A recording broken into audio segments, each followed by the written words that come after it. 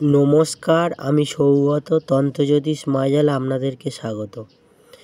আজকের আমি একটি প্রাচীন পুস্তক থেকে একটি শক্তিশালী যন্ত্র আপনাদেরকে শেয়ার করছি।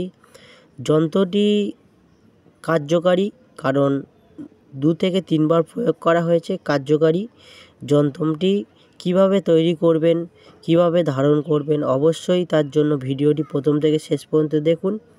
ভিডিওটি ভালো লাগলে একটি লাইক করবেন, আর যত পারবেন শেয়ার করবেন, চ্যানেলটিকে সাবস্ক্রাইব করবেন। এখানে লেখা আছে, দেখো, বাধা বিঘ্ন দুঃসময় নাশক তাবিজ। তো আমি একটা কথাই বলবো, প্রাচীন শাস্ত্রে যেসব বিভিন্ন বই থেকে যেসব যন্ত্রগুলো হয়ে আছে সেগুলো কিন্তু কার্যকারী, তবে নিয়ম নিষ্ঠা পালন করতে হবে। যে কালি, যে নিয়ম, যেইভাবে তৈরি করার আছে সেইভাবে কিন্তু করতে হবে, তাহলে কিন্তু কাজ পাবেন। অনেক সময় গুরুমুখী যন্ত্রগুলো কি হয়, জাস্ট পেনের কালি দিয়ে লিখেই মাদুলিতে ভরে দিলে তার কাজ সর্বদা কার্যকারী থাকে। কিন্তু যে প্রাচীনকালে যেসব বইয়ের মধ্যে বিভিন্ন যন্ত্র আছে, তাতে যেরকম কালি, যেরকম নিয়মে তৈরি করতে বলেছে সেই নিয়মে তৈরি করলে তবেই কাজ হয়। তো যাই হোক, এখানে নিয়মটি আমি আপনাদেরকে বলে দিচ্ছি। বিধি: উপরোক্ত যন্ত্রটি কোনো সিদ্ধ যোগ, যেমন দেয়ালি বা হোলি দিন ডালিম গাছের কলমের দ্বারা অষ্টগন্ধের কালিতে, অষ্টগন্ধা যে কালি পাওয়া যায়, আমি অনেকবার বলেছি, অষ্টগন্ধার কালিতে ভূর্জপত্রের উপরে লিখে ধূপ দীপ নৈবেদ্য দ্বারা পুজো করবেন। তারপরে সোনার তাবিজে ভরে দক্ষিণ বাহুতে কালো সুতায় বাঁধা দ্বারা বেঁধে নেবেন।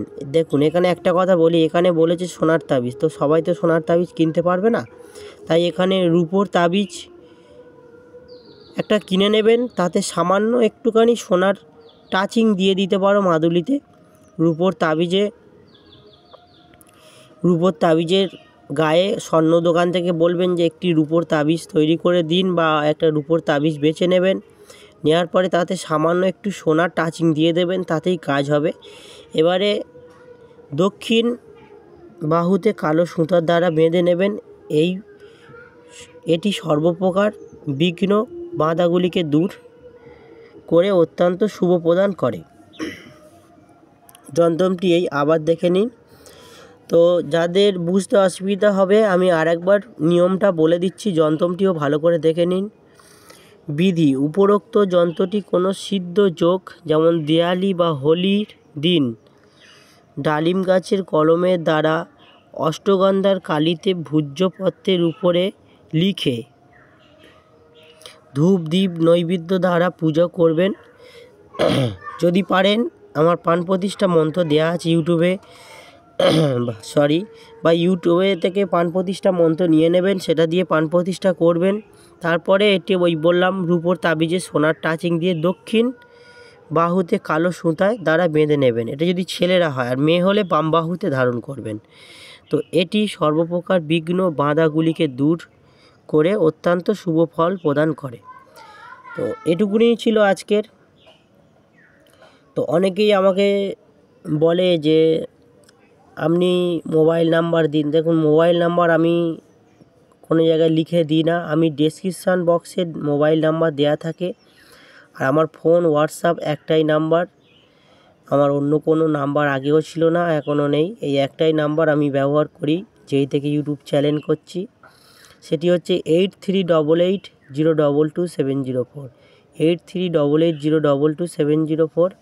এই নাম্বারে ফোন করবেন, হোয়াটসঅ্যাপ করবেন। আর আমার ফোন কেউ ধরে না, আমার ফোন আমি ধরি। আমি সমস্ত মেসেজের, হোয়াটসঅ্যাপের সমস্ত মেসেজের উত্তর আমি দিই।